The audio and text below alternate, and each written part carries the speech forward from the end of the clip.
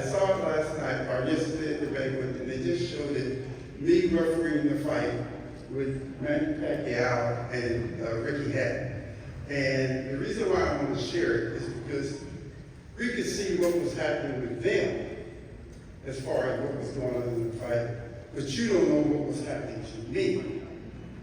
And I want to share that with you because of all the fights, I've refereed over 800 fights. And what I'm getting ready to share with you, I have never experienced before, never. And at the end of the first round, Ricky Hatton got knocked down twice. And the crowd was just going berserk. It was so loud in there for me, it was deafening. And I walked over to my neutral corner, and as I stood there, I could feel my heart racing.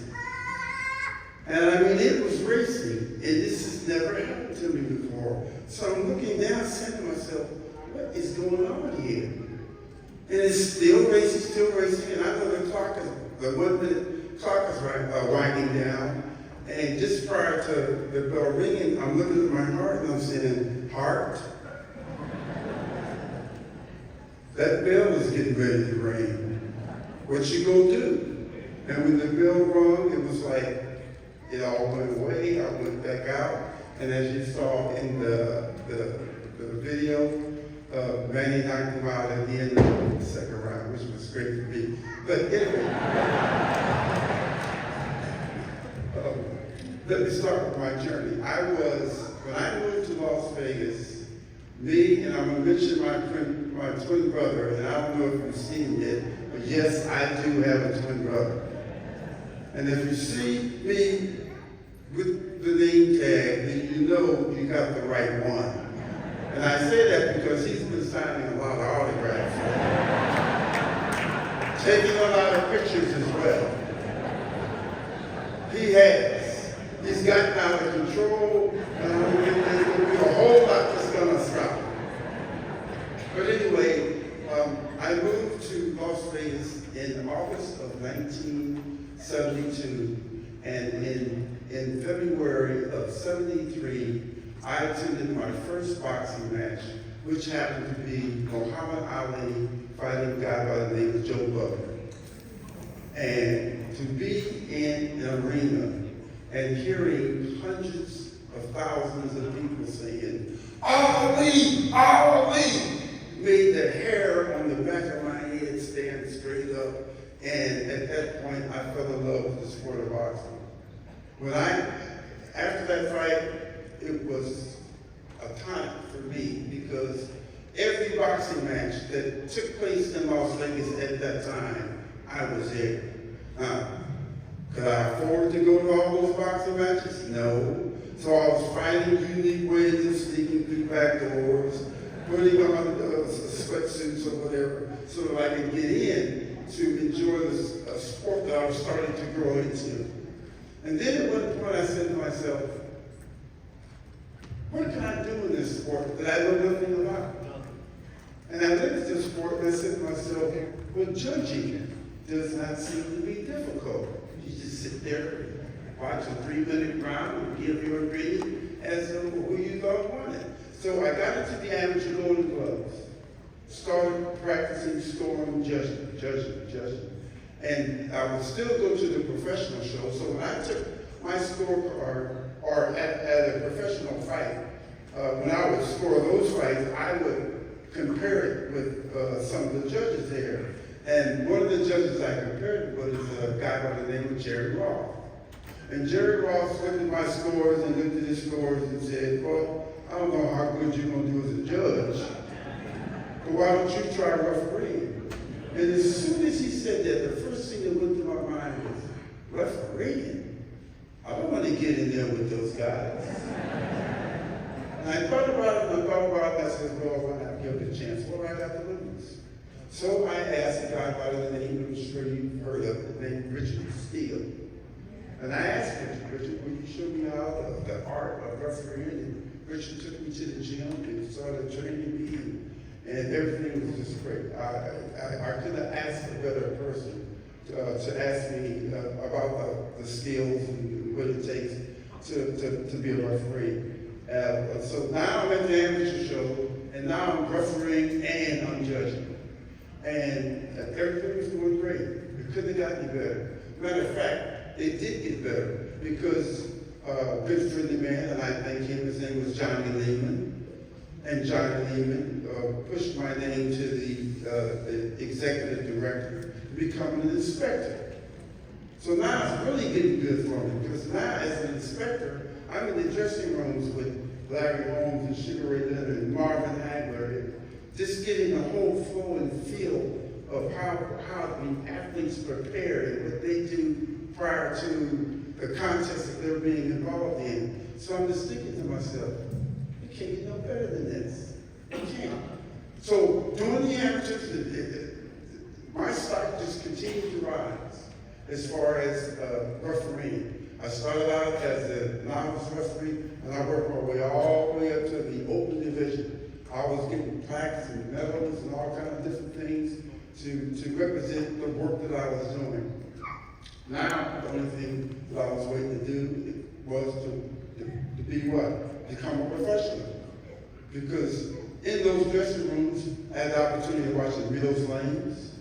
I was in our dressing room to watch Davy Pearl and all the and I took a little something from each one of them to mold Kenny Bayless. Now, when the time came for the athletic commission to appoint a referee, which I thought was supposed to be me, that did not happen. They gave that to someone else. And the top of my head blew off. And it blew off because of how angry I was, because I was supposed to be the next guy. So, what did I do? I decided to write a letter to the commission and say to the commission, hey, look, commission, all these years I put into judging the amateurs and you overlook me like this? And I had a few other words in there that I'm sure that they wouldn't have liked if they had gotten that letter. They got the letter, but my wife is sitting right down here in front row, took that letter, and she said to me, if you send that letter in, you will never become a referee. So she took the letter and she cleaned it up. We sent it in, and I became a referee.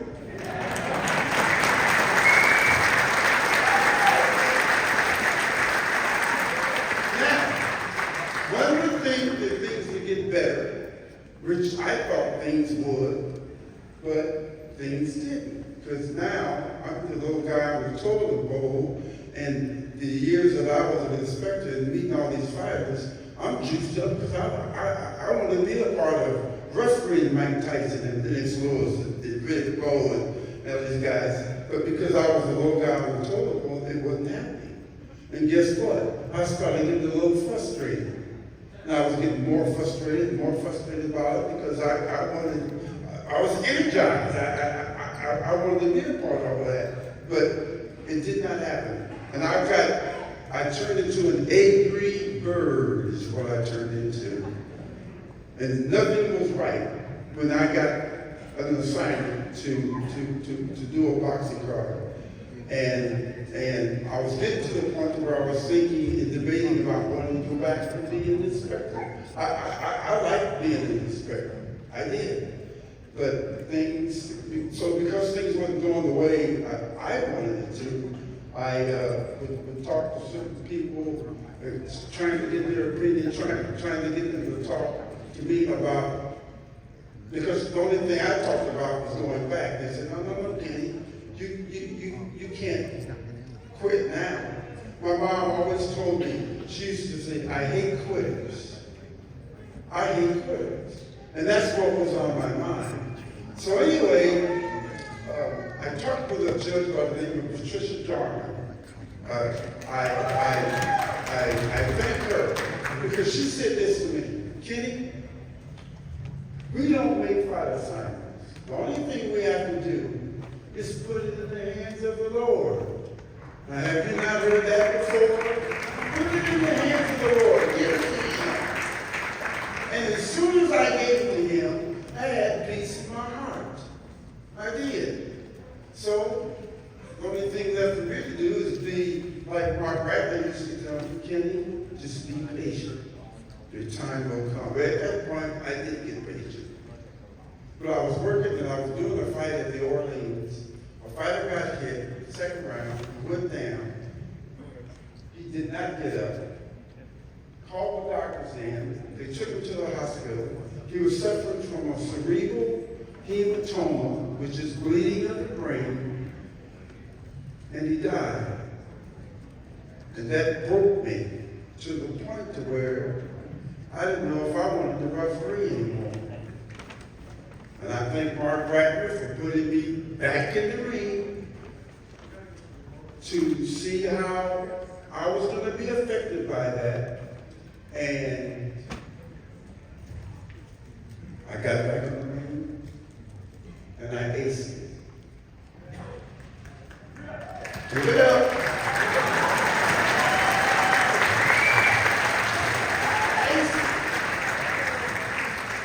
And now I'm saying to myself, well, I jumped a couple of big hurdles here. I think I should be on my way now. Now, all referees and judges, for referees, we have to get a physical, and we have to get an eye exam. And when I got my physical, and the results of my physical, I was diagnosed with cancer. And when I got that news, that was like a knockout blow. Cancer? As healthy as I am? Cancer? Well, I started looking up to the good man upstairs and praying real hard because I knew I had my wife on my side. That's a wellness coach and health educator. And 8-9 months later, I ended up having to have surgery, and my surgery was a success. There was no nothing left behind, and there was no complaints about that. Give it up.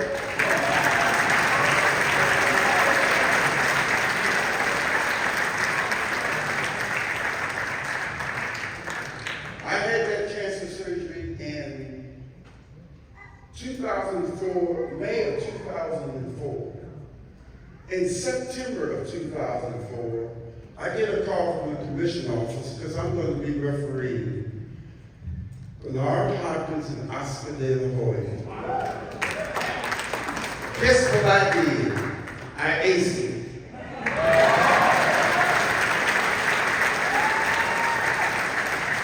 And if that wasn't enough, the next fight I did, which was 2.5 months after that, was Marco Antonio Pereira versus Eric Morales. And guess what? I aced it. And after that, everybody, my stock just started climbing and climbing. And for me, the crowning moment for me was when the fight of the century between Floyd Mayweather and